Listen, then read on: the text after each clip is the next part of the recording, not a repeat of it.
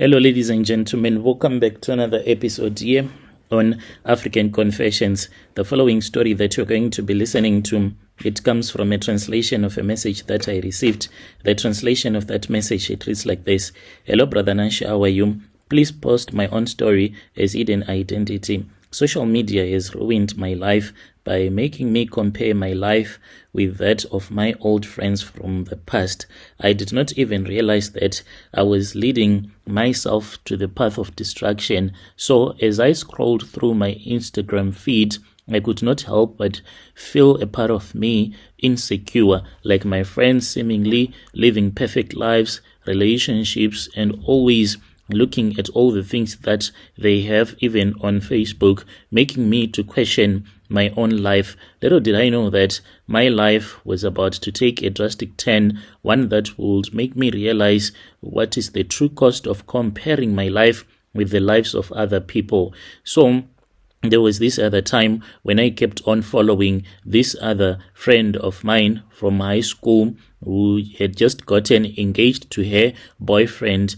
I think they only dated about 3 months when I was looking at the time when she started posting a friend on Facebook. She was someone who was always filled with happiness. She even posted a very beautiful diamond ring that was like sparkling, and her boyfriend had bought it for her, an engagement ring that was more expensive than a wedding ring. I was feeling jealous, imagining if I was going to let her so that she can get married to this guy, and I could never find someone like her boyfriend. Whilst my mind was in a dilemma, my phone passed with a notification from a dating site. I had never managed to date a guy who seemed to be charming and handsome. We started chatting with each other. I opened up to him about my insecurities of being broke and poor and my fears. He listened to me, and he was always offering me comfort. I felt a connection with him. Rather Nashi, I then decided to meet up with him in town for a date. I met up with him the following day, and we sat at a restaurant. He looked at me with kindness and genuine interest as we were having that conversation. Our conversation flowed effortlessly, and I found myself feeling like this guy was the one who was going to be my husband. It was just too good to be true, I guess. But as the days went by, I started to notice that my boyfriend was very active on social media, and he was always posting himself or pictures of different girls and always commenting on those pictures that he was posting. And to make matters worse, I have told almost all of my relatives about this guy that I was dating, and also my friends, and saying that he had already engaged up with me. I was so stressed, and that was when I saw that this guy, he was someone that was always having all of these women. And Brother Nashi, I felt betrayed and confused. I had thought that I had found a different guy that genuinely cared for me, but now I saw that this guy, he was just like all those other guys that I had dated before. I was so much in pain. I looked into the mirror and I thought of doing evil to my boyfriend. I thought of doing evil to that other friend of mine. I was blaming her for having me in this situation because she had posted that diamond ring, saying that this is just the engagement. What about the wedding ring? So I was blaming her. When I was looking at myself, I took a deep breath and I told myself that this was it. I was supposed to bewitch my boyfriend first, and I was going to bewitch that other girl because she saw herself as a perfect girl. And I said that it is not only going to be about bewitching, but I have to find at least some charms that someone can give me so that I can have a guy that will be truly in love with me. It was hard for me, I don't want to lie, to just move on and to leave this guy with everything that he had done to me. I wanted to make him hurt. I wanted to be with someone. He was supposed to see me with someone that really cared for me. And I wanted that other friend of mine to see that at least now I was with a person that also cared for me, and she would have been hurt by her own fiancé. So I then spoke with another traditional healer. This traditional healer, when I spoke with him, he then said that if I was willing to do it, I should come to Chitungbiza, the place where he was staying, that place that was where he was going to assist me with all of these rituals. I went to that traditional healer. I was then given some potions. These potions, I was told that I was supposed to rub it underneath my breasts as well as rubbing it underneath my tummy. This was going to create sort of like some spiritual poison that was going to affect this man so much that after sleeping with me, he was going to struggle like forever. He was going to struggle when he will be sleeping with another woman because his manhood will stop working. I went there and I met up with my boyfriend, and then we slept together throughout the night. There was no problem on his side. And after that, just like the traditional healer had told me, I went to this other river and then I washed my private parts as I was busy cursing this man, saying that I curse you, and everything that you have done towards me, that is the reason as to why I am cursing you. That very same night, I went back to that traditional healer. I struggled to get a person to print out the pictures, some of the pictures that I downloaded from my friend's Facebook profile, and then after I had downloaded them and printed them out, I returned back to Chitungbiza, and when I was there,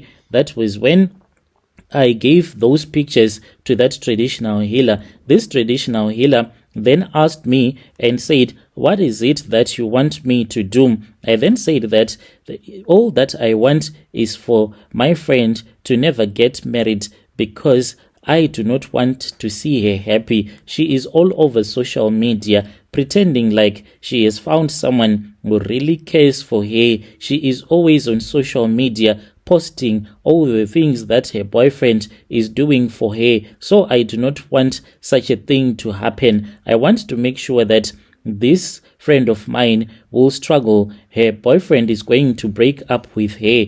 And that traditional healer then asked me and said, are you sure about all these things that you want to happen to your friend? Because after you would have done this ritual, then you need to know that there are other spirits that are going to be following you. These spirits, you cannot control them. I don't know what they are going to be doing with you, but all that I want to tell you is that when you do such a ritual, it does not come for free. There are other spirits that I am going to be using, since we will go to the graves and to wake up some of the spirits of the dead so that they can go and follow your friend. So are you sure? Are you completely sure about this? Brother Nashi, that was when I said, yes, I was sure about this ritual that I wanted to perform. He said, very well, how much do you have? I then told him that at that moment, since he had requested that I was supposed to give him 400 US, I could not afford it. All that I had in my pockets was 50 US. He was angry, but he said, okay, it is fine, let us go. We then went to the graveyards, where he said that I should call out on the spirits of the dead so that they can accompany me back to his house. So he then gave me his walking stick as I was leading these spirits of the dead that I had woken up, and we returned back to his shrine. When we returned back, and then I started to speak with these spirits, and at that moment, I did not even realize that these traditional healers, they are very clever. The moment that we arrived at his house, he started speaking with these spirits first, and he said that if it happens that you and this woman who is standing here, you do not agree with whatever that you are going to be discussing, you should never come here. You should never follow my bloodline. Do you agree? He was looking at me at that time, and he forced me to say, yes, I agree. He then repeated and said, do you agree that I am just a witness, but being a witness will never give these spirits of the dead that we have woken up the right to follow my bloodline? Do you give them to the right to follow your bloodline if it ever happens that you are unable to fulfill your rituals? Do you agree? So I kept quiet because I was so scared. These things of me involving my bloodline, a contract with the spirits of the dead that I could not even see. It was kind of like scary. So I panicked and said, say it now. Otherwise, I'm going to cancel this ritual, and whatever that is going to happen, it will be your own problem, and I can't refund you. So, Brother Nashi, I then agreed. I was scared. And then he said, you have done well. You have done well. And at that time, that was when we went into his consultation room. I was given more charms that I was supposed to wash with for 7 days without sleeping with a man, so that these spirits, they can start to operate. And indeed, like he had told me, I started to have dreams of my friend fighting with her fiance. This was happening in real time. And I noticed that she was no longer posting like the way that she used to post. And finally, I then heard from this other friend that I consulted with and asked what was happening with this other friend of ours from high school. She then said, oh, she did not tell you. That man broke up with her for no reason at all. So she is embarrassed to come back on her profile to update that she is no longer in a relationship.